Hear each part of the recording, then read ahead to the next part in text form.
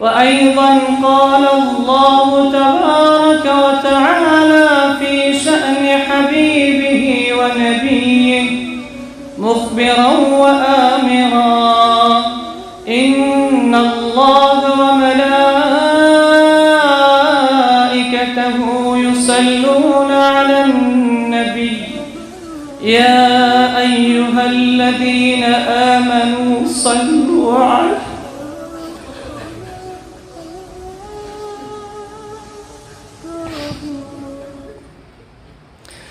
يا أيها الذين آمنوا صلوا عليه وسلموا تسليما.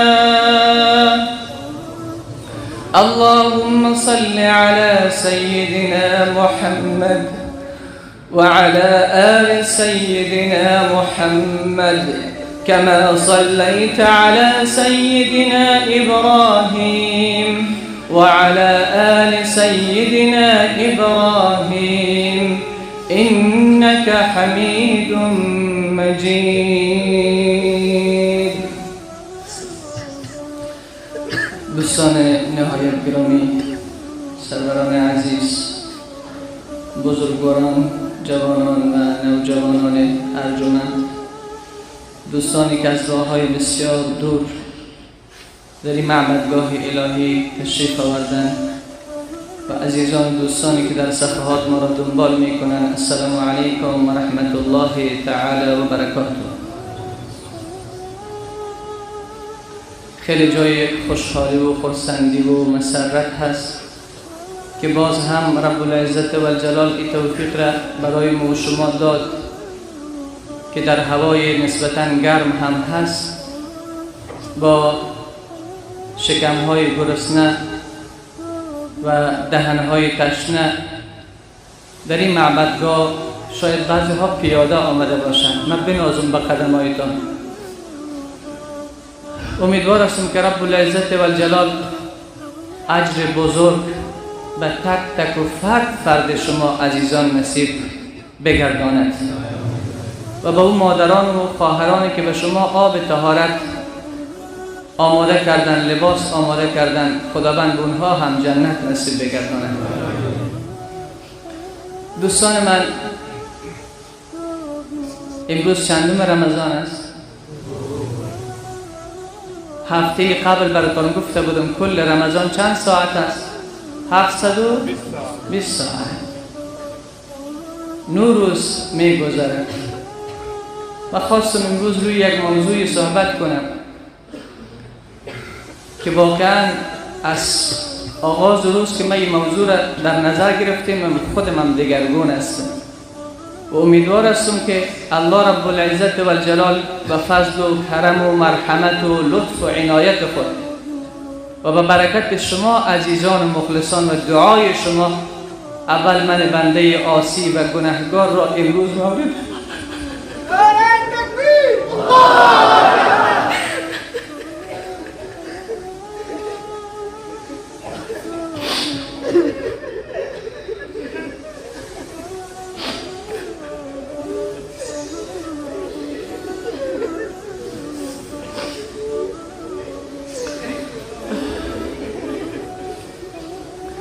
موضوع صحبت: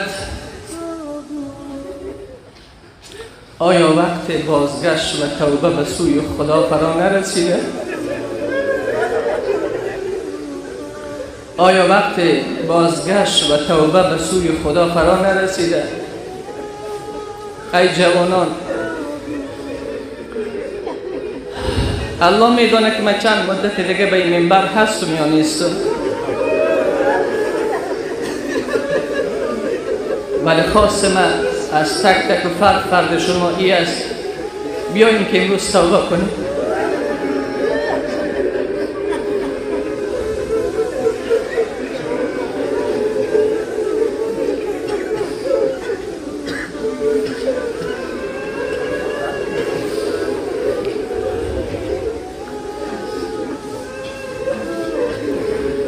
امروز الله در انتظار ما و شما هست. او کریم و مهربان و رحمان و رحیم در انتظار ما هست. او ستار و غفار در انتظار ما هست.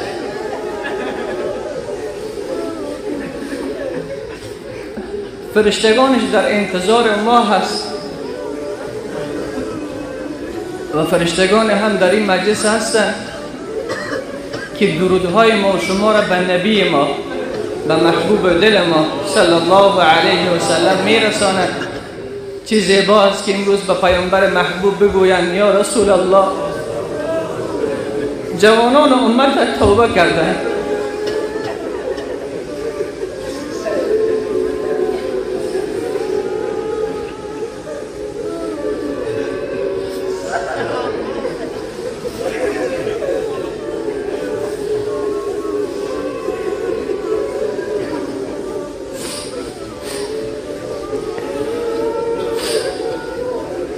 آیه که خدمت شما تلاوت شد، رب العزت و الجلال می فرماید بسم الله الرحمن الرحیم و انیبوا الی ربکم و اسلموا له. ای بندگان بازگردین به سوی پروردگارتان، بازگردین به سوی پروردگارتان و به خدایتان تسلیم شوید. کسی به خدا تسلیم شود، ولی وقتی پلیس کسی را استاده بکنه که تسلیم شو، ما نگران میشیم که ما را در زندان میبرن، ما را زولانه میزنه، شاید ما را اذیت بکنه، شاید تهدید ما بکنه، زجر ما بده. الله چه میگه؟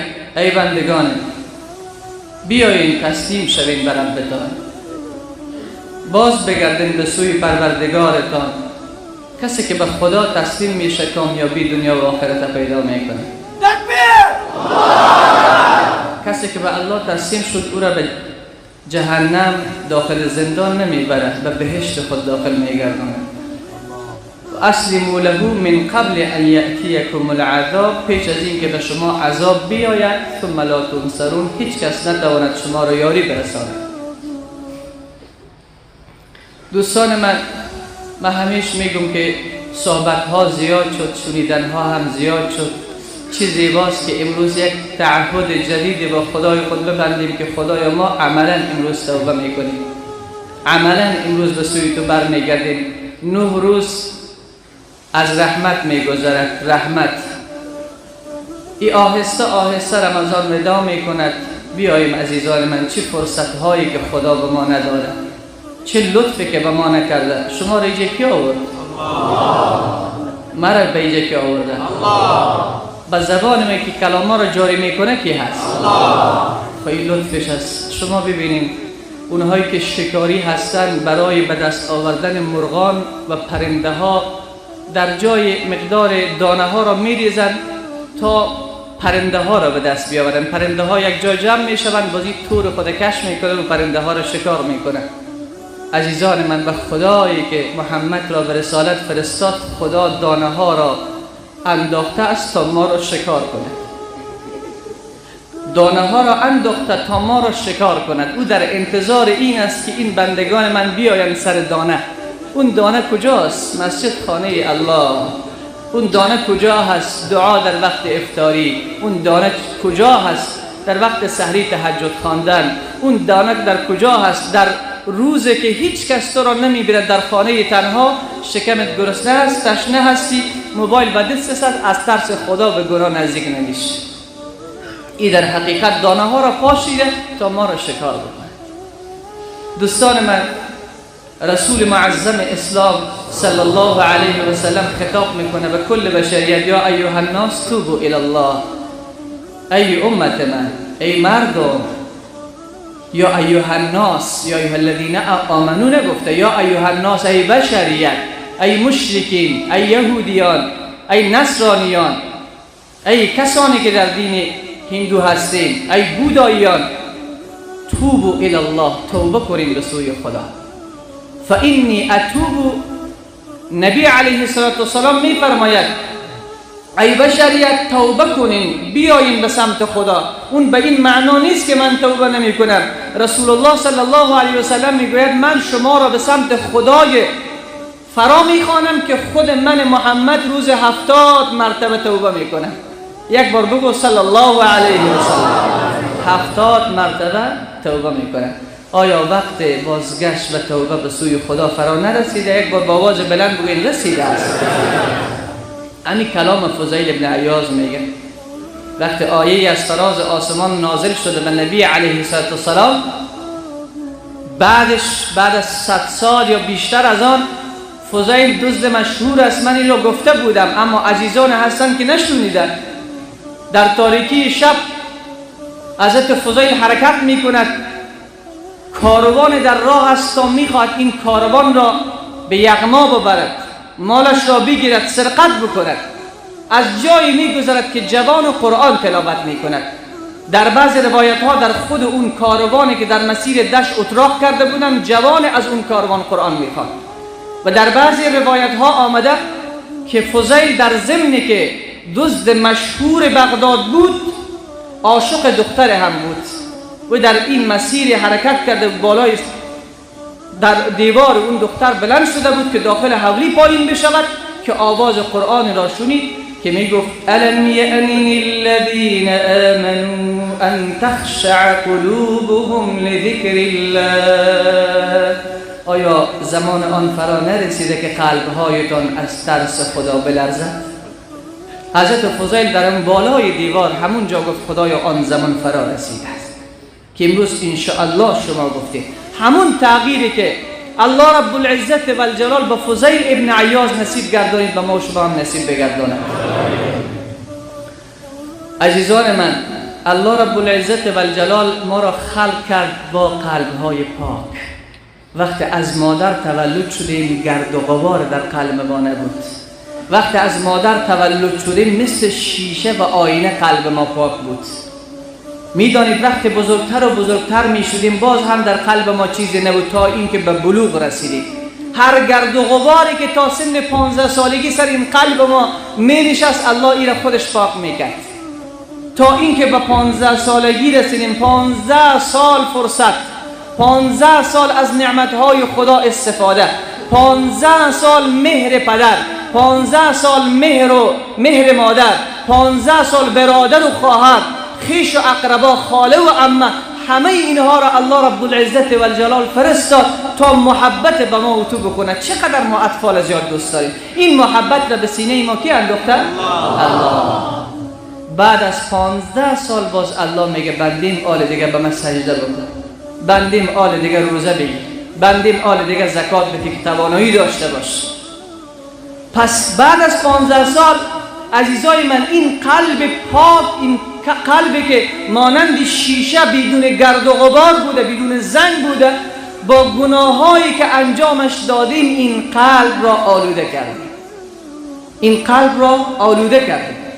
الله رب العزت و الجلال باز به بنده نمیگه بنده من خب به تو قلب پاک داده بودم، الان قلب را آلوده کردی دیگه پاکش نمیکنم.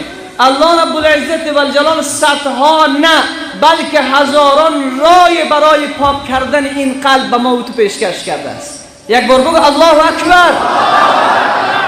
هزاران راه، بهانه های جلو روی ما قرار میدهد. روزهای را در سال مقدس کرده، شبهای را در سال مبارک کرده، مکانهای را مبارک کرده، زمانهای را مبارک کرده تا دست ما و تو را بگیره.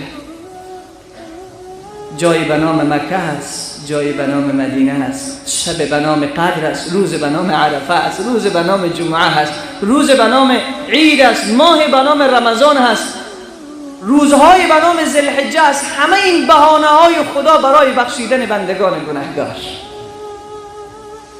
آیا می سزد که نافرمانی چنین رب بکنیم؟ می سزد؟ نه عزیز من، ولی آنقدر وعده داده نه تنها به زبان نبی مکرم اسلام صلی الله علیه و سلم، بلکه 1,24,000 نبی کم و بیش میفرستد و به زبان کلشان وعده میدهد و توبوا الی الله، ای بندگان به سوی خدا بازگردید، ای بندگان توبه کنید. الله رب العزت و الجلال نگفته بنده را که بنده تو اصلا گناه نکن.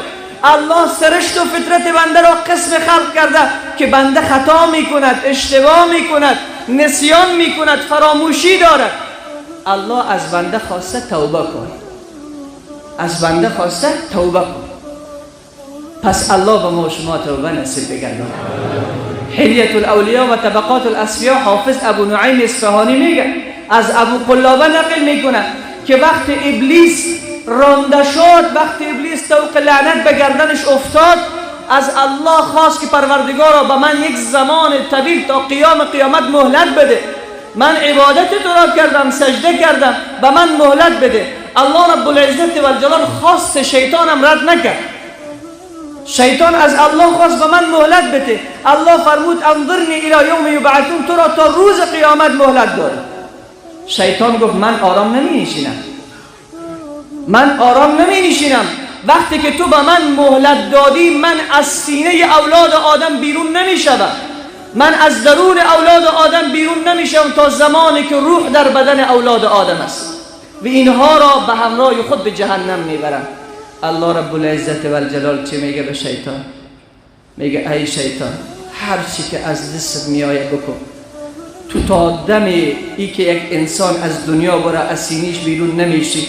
ای شیطان ای را بدانی تا آخرین لحظه حیات اگر بنده ام توبه کند، اگر بنده ام توبه کند، من او را از جنت خودم محروم نمیگردانم. اگر تا آخر رمق حیات خودش توبه کند، تمام اشتباه ها، خطاها، آدرس های غلطی که تو دادی، همه ایش را با آب حسنات پاک میگردانم، همه ایش را با آب توبه پاک میگردانم. چون این الله جانان و مهربان داریم، چون این الله کریم داریم که آنقدر ما را دوست دارد. غیر از انبیا کسی معصوم نیست، نه عالم، نه شیخ، نه صوفی، نه تبلیغی، نه ولی، هیچ که معصوم نیست.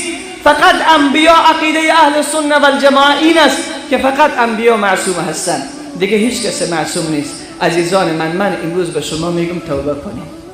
شما خو یک دفعه به من بگو توبه بکن، بگوین من بلند بگوین جناب مولانا توبه کن.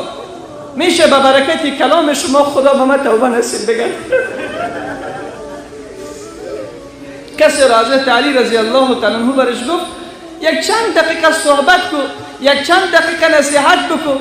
او مرد گفت که آیا من به شما نصیحت کنم؟ شما کسی هستین که داماد نبی هستین، شما کسی هستین که بعد از رسول در 4م مقام قرار دارید، من شما را نصیحت کنم؟ سیدنا علی رضی الله تعالی عنه فرمود در شنیدن اثر است که در دانستن نیست.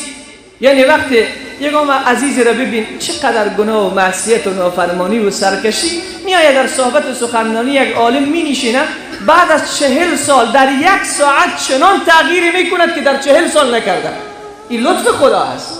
این موعظه ها، این سخنرانی ها، نصیحت ها، اینها عزیزان من همه رحمت پروردگار عالم است. اگر دیدی یک برادرت به تو یک روز گفت که فلانی کار را نکن که خدا خفه میشه، همونجا یک سجده بکن، یک سجده شکر به جا بیاور. چرا؟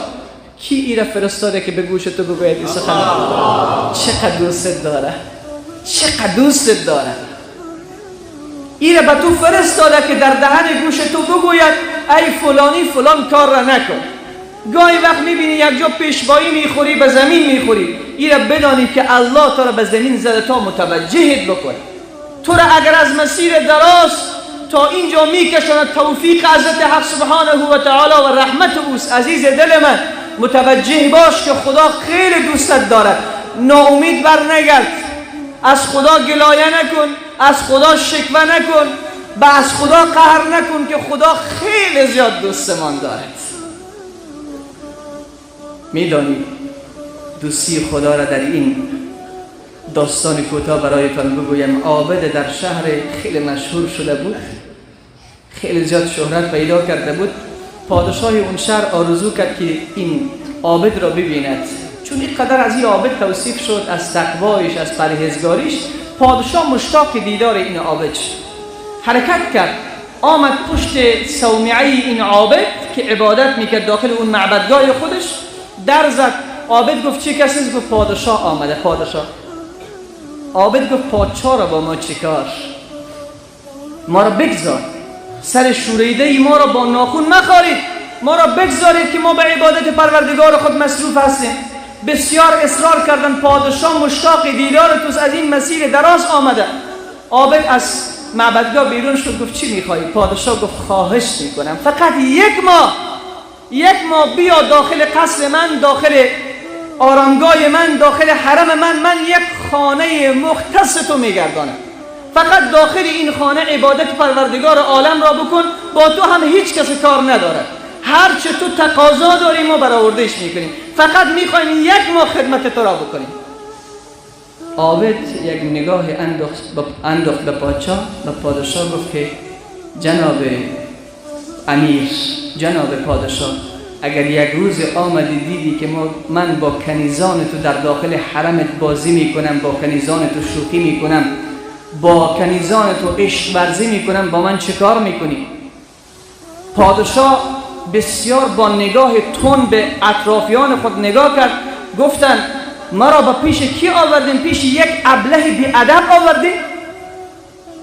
گفته بودین که این عابد هست، پرهیزگار است، با ادب است. شما مرا پیش یک بی ادب آوردین که تا هنوز به حرم من قدم نگذاشته. ای به من میگوید که ما با کنیزان تو شوخی میکنم و بازی میکنم. عابد یک تبسم زد، به پادشاه گفت خدا حافظت، برو بخیر. پادشاه گفت چرا؟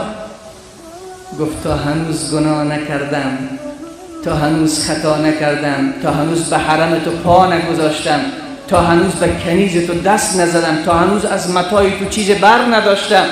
این اندازه برافراشته شدی، این اندازه قهر شدی و خشم گرفتی، قریب بود همینجا گردن مرا بزنی. من چگونه در آن خدایی را رها کنم که هر روز بالاتر از 100 مرتبه گناه میکنم، بالاتر از 100 مرتبه معصیت و نافرمانی میکنم. یک روز روزی را از من قطع نکرده، یک روز به من خشم نگرفته، یک روز مرا بی ادب خطاب نکرده، بلکه مرا میگوید عبدی، بنده من، بیا. من چگونه در او را رها کنم بروم در کنار مردی که تا هنوز گناه نکردم ان قریب از گردن مرا بزند؟ این مهربانی خداست. اگر تو شمار بکنی که روز چند تا گناه میکنی، اون عادت اون جوان بود، هر روز گناهی که میکرد در نامه یک صحیفه داشت، کتاب داشت، در بغل این کتاب یک گناه نوشته میکرد. هر روز هر گناهی که مرتکب میشد دوان می آمد، قلم بر می داشت، به این کتابچه نوشته میکرد یک گناه، 2 گناه، 3 گناه، 4 گناه. آنقدر گناه کرد که دیگر در این کتابچه برش جای نماند، پور شد، فقط در چند روز پورش کرد. بعد پیش مادرش رفت، گفت مادر، این پسری که تو به دنیا آوردی آنقدر سرکش و نافرمان و طغیانگر است، آنقدر گناه کرده که در کتابچه جای نمانده که نوشته نکرده باشد گناهش را. روز از روزها زن فقیر درویشه که چیزی برای خوردن پیدا نکرد، به هر در رفت، دست رد زدن به سینه این زن دیگر هیچ راهی پیدا نکرد، فرزندانش در حالت مرگ بود. آمد تا این که به دام این جوان غلطید، به جوان گفت این اندازه پول به من بده، من با تو هر چه که خواهش میکنی انجامش میده. جوان گفت اشکال نداره، پول برش داد. وقتی که رفتن در خلوت، این زن شروع کرد به گریه کردن. جوان گفت که چرا گریه میکنی؟ من که پول دادم تو را به زور نیاوردم، چرا گریه میکنی؟ زن گفت به خدا قسم من فاحشه نیستم، به خدا قسم من فاحشه نیستم، مجبور فرزندان من از گرسنگی جان میدادن، من ناگزیر شدم تن به این عمل مردار و کثیف دادم. جوان وقتی این سخن را از این زن میشنود، به بهانه میدهندد، به بهانه میدهندد. و فقط الله یک بار دل تو را تماشا میکنه. وقتی جوان میبیند گریه این زن رو، از جای خود بلند میشه، به زن میگه اما پولی که به تو دادم برو بخشیدم، من به تو کار ندارم، الان که نکردی من نمیخوام عفت رو تو را لکه‌دار بکنم. زن حرکت میکند، جوان دوان میآید، چشمانش پر از اشک است، گریهش توقف نمیکند. میآید به پیش مادرش، به مادرش میگه مادر جان من امروز این کار رو به خاطر خدا کردم، من این کار رو به خاطر خدا کردم. مادر میگه برو فرزندم زود برو این رو هم در کتابچه بنویس. میگه مادر در کتابچه جای برای نوشتن باقی نمونده، همه رو گناه پر کرده است. میگه برو در یک گوشه کتابچه این رو بنویس. جوان میاد بسیار به زحمت به یک گوشه کتابچه این رو نوشته میکند، بعد بسیار گریه میکند و نماز میخواند، میرد میخوابد. بعد از این که میخوابد کسی در عالم خواب برایش صدا میزند که ای جوان تو از ترس ما یک کار کردی، تو از ترس ما یک کار کردی، به خاطر این یک جوان مردی و ترسی که از ما کردی ای جوان کل گناهان تو را یک جا بخشیدم. جوان از خواب بلند می شود، دوان می رود به سراغ کتابچه را باز می کند که هیچ گناهی در این کتابچه نیست. نوشته است فاولئک یبدل الله سیئاتهم حسنات. این بسیار به خط درشت نوشته است فاولئک یبدل الله سیئاتهم حسنات. الله با حسنات و نیکی ها بدی ها را از بین میبرد. 40 سال گناه با توبه چند دقیقه کلش محو و نابود می شود. رسول الله صلی الله علیه و سلم می فرماید فإن التوبة تغسل الحوبة. وقتی انسان توبه می کند پاک می شود. وقتی انسان توبه می کند، علما پرسیده شده از حافظ ابن قیم جوزیه وقتی که انسان گناه می کند دوباره توبه می کند آیا اثر گناه در قلبش باقی می ماند؟ آیا اثر گناه در نامه اعمالش باقی میماند؟ اون چیزی را که کرامن کاتبین نوشته کرده در شانش روز قیامت خوانده می شود؟ حافظ ابن قیم جوزیه میگه نه، وقتی بنده توبه میکند حتی از نامه اعمالش هم پاک میشه. یک بار بگو الله اکبر. یک حدیث داریم از ابوذر غفاری رضی الله تعالی عنه روایت شده، چقدر جالب است، چقدر جالب است. میگه وقتی انسان توبه میکند از ته دل، از خلوص نیت و به سوی پروردگار خود باز میگردد، الله رب العزت و الجلال چنان فراموشی را به صاحب این توبه می آورد که حتی خودش دیگر نمیداند در کجا گناه کرده است. دیگر خودش نمیداند در کجا گناه کرده. آنقدر فراموشی را روز قیامت به فرشتگان الله فراموشی را می آورد. وقتی از فرشتگان پرسیده می شود که این بنده در دنیا گناه کرده، چون این بنده از خلوص نیت توبه نصوح کرده، توبه صادقانه. یا ایها الذین آمنوا توبوا الی الله، توبوا الی الله توبة نصوحا. ای بندگان، ای مؤمنان، به سوی خدا بازگردین و توبه بکنین، توبه نصوح. توبه کنین، توبه نصوح. وقتی از خلوص نیت توبه میکند، الله رب العزت و الجلال روز قیامت حتی به فرشتگانی که این گناه ها را نوشته کردن به اونها هم فراموشی می آورد که فراموش میکنن این بنده گناه کرده است. یک روز سیدنا عمر رضی الله تعالی عنه خبر به نبی مکرم صلی الله علیه و سلم رسید که یا رسول الله عمر گریه می کند، تمام روز به گریه است، توقف نمی کند، یک جا گریه می کند. رسول صلی الله علیه و سلم یاران خود را دوست دارد، حرکت می کند، می آید به پشت دروازه حضرت عمر دق الباب می کند، صدا می زند عمر کیست پشت دروازه؟